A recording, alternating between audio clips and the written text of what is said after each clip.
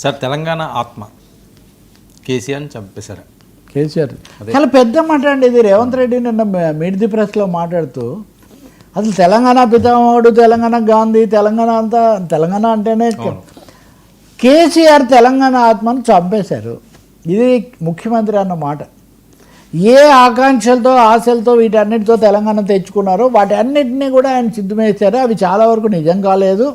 కేవలం తను, తన కుటుంబం, తన పార్టీ దానికే పరిమితం చేయడం వల్ల తెలంగాణ ఉద్యమకారులు వీళ్ళందరి యొక్క ఆశలు ఆకాంక్షలు పూర్తిగా భగ్నం అయిపోయినాయి.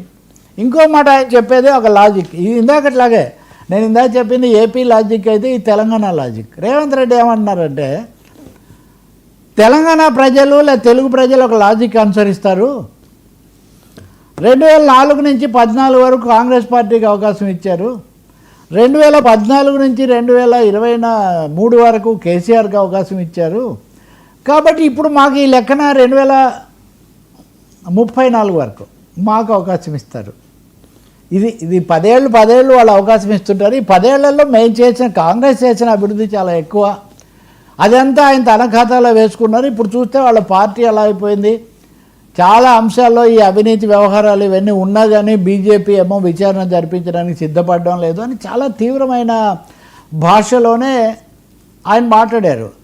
దాదాపు రేవంత్ రెడ్డి అంటే ఉదాహరణకు సచివాలయం అంచనా ఇదిగో 200 కోట్లు అయితే అది 2000 కోట్లు చేశారు, ఫలానాది 300 కోట్లు అయితే అది 1000 కోట్లు, ఈ పద్ధతిలో చెప్పారు. చాలా ఇంట్రెస్టింగ్గా కవిత కూడా నేను ఎక్కడో మాట్లాడితే అవే చేశారు. కాళేశ్వరం అంచనా ఇంత పెంచారు, వైజాగ్ ఆసుపత్రి ఫలానా ఇంత పెంచారు, ఇదంతా దీని మీద దర్యాప్తు చేయాలని. ఎవరు దర్యాప్తు చేస్తారో తెలియదు. కానీ ఇవన్నీ జూబ్లీ హిల్స్ నేపథ్యంలో ఈ అంశాలన్నీ కూడా ముందుకు వస్తున్నాయి. చాలా బలంగా వీటిని ముందుకు తెచ్చినప్పుడు బండి సంజయ్ కూడా ఈ మధ్యలో మాట్లాడి ఆయన ఇవన్నీ కాదు కదా, ఆయన ఒరిజినల్ హిందువులందరూ ఓట్లేయాలి, షేక్పేటను షేక్ చేయాలి, వీళ్ళందరూ ఓట్లు వేస్తే మొత్తం మేము మార్చేస్తాం అనే పద్ధతిలో ఆయన చాలా తీవ్ర స్థాయిలో నిజం చెప్పాలంటే ఇందాక మరి కనెక్షన్ ఎందుకో మరి పవన్ కళ్యాణ్ హీరో కదా కంటిన్యూ అవుతున్నాడు. పవన్ కళ్యాణ్ హీరో అని జిందాబాద్లు కూడా కొట్టించాడు బండి సంజయ్. మనం అందరం హిందూ హీరోలం అని ప్రకటించాడు ఆయన. రాజకీయ పార్టీలు బీజేపీ ఇది పక్కన పెట్టి హిందూ హీరోలుగా మనం అందరం కూడా నిలబడాలి. నాకు వాళ్ళ ఓట్ల అవసరం లేదు. వాళ్ళంటే ఎవరు ఇంకా మీరు అర్థం చేసుకోవాలి. వాళ్ళ ఓట్లు అవసరం లేదు. ఈ ఓట్లు వస్తే చాలు, మొత్తం తెలంగాణని హిందూ రాజ్యంగా మార్చేస్తాం మీరు అండగా ఉంటే అనే పద్ధతిలో ఆయన మాట్లాడారు. సరే, ఇవన్నిటి మధ్యలో నిన్న హరీష్ రావు గారు వాళ్ళ నాన్నగారు ఇది అయిన తర్వాత మళ్ళీ నిన్న మొన్నే బయటకు వచ్చారు. ఆయన కూడా ఇప్పుడు అభ్యర్థిగా ఉన్నటువంటి బీఆర్ఎస్ అభ్యర్థి అయిన మాగుంట సునీత ఆ కుటుంబం ఆ సమస్య కూడా వచ్చింది కాబట్టి వాటి గురించి కూడా హరీష్ మాట్లాడుతున్నారు. మొత్తం మీద చెప్పాలంటే జూబ్లీ సమరం అనేది చాలా వేడెక్కిపోయి రేవంత్ రెడ్డి దాన్ని నిన్న దానికి మీడియాతో స్వయంగా మాట్లాడుతూ పరాకాష్ఠకు చేర్చారు. ఇప్పుడు నిజంగా తెలంగాణ ఆత్మ కేటీఆరే తెలంగాణ ఆత్మ అని కొంతమంది అంటుంటే, ఆత్మను ఆయనే చంపేశారని ఈయన అంటుంటే, ఈ మధ్యలో బీజేపీ ఆత్మ ఎటు తిరుగుతుందో తెలియక అదెట్లా ఉంటే వెరీ ఇంట్రెస్టింగే కాదు, ఛాలెంజింగ్.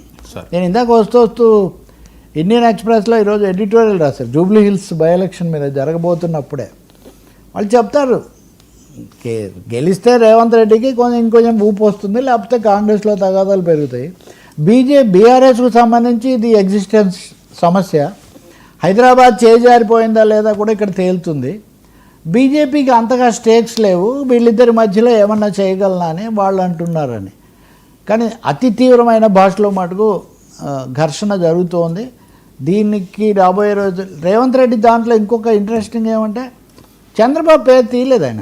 హైదరాబాద్ అభివృద్ధి అది ఇది అన్నప్పుడు 2004-24 కొద్ది రోజుల కింద జగన్ కూడా గత 20 ఏళ్ళుగా చంద్రబాబుకి ఏం సంబంధం ఉంది హైదరాబాద్ అభివృద్ధితో అన్న మాట కూడా మీరు వింటారు. కాబట్టి ఇవన్నీ లాజిక్స్ అన్నీ ఒకచోటికి చేరుతున్నట్టు కనిపిస్తుంది.